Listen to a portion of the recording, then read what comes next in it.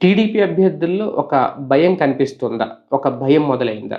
ఈ చర్చ అయితే నడుస్తుంది. ఎందుకు అంటే తాజాగా వైసీపీ నుంచి టిక్కెట్టు దక్కక, టిక్కెట్ ఆశించి అసంతృప్తి చెంది తెలుగుదేశం పార్టీలో చెందిన కొంతమంది కీలక వ్యక్తులు చేస్తున్న వ్యాఖ్యలు, అలాగే ఎంపీ లావు శ్రీకృష్ణదేవరాయలు ఒక జాతీయ దినపత్రికకు ఇచ్చిన ఇంటర్వ్యూలో ఆయన మాట్లాడిన మాటలు ఇప్పుడు సంచలనం సృష్టిస్తున్నాయి. జగన్మోహన్ రెడ్డి గారిని ఓడించాలన్న టీడీపీ, జనసేన, బీజేపీ కూటమి గెలవాలన్నా చాలా కష్టపడాలి. అంత ఆషామాషీ వ్యవహారం ఏమీ కాదు అంటూ ఆయన కొన్ని సంచలన వ్యాఖ్యలు చేశారు అంటూ ఆ జాతీయ పత్రికలో వచ్చిన ఒక కథనం ఇప్పుడు సంచలనం సృష్టిస్తోంది. అంటే ఆయన చెప్పిందేంటి అంటే, ఆయన మాట్లాడిన మాటల వెనక ఉద్దేశ్యం ఏంటంటే, చాలా కష్టపడితే గాని గెలవలేము.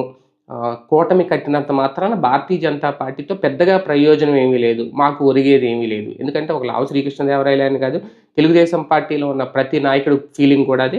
బీజేపీ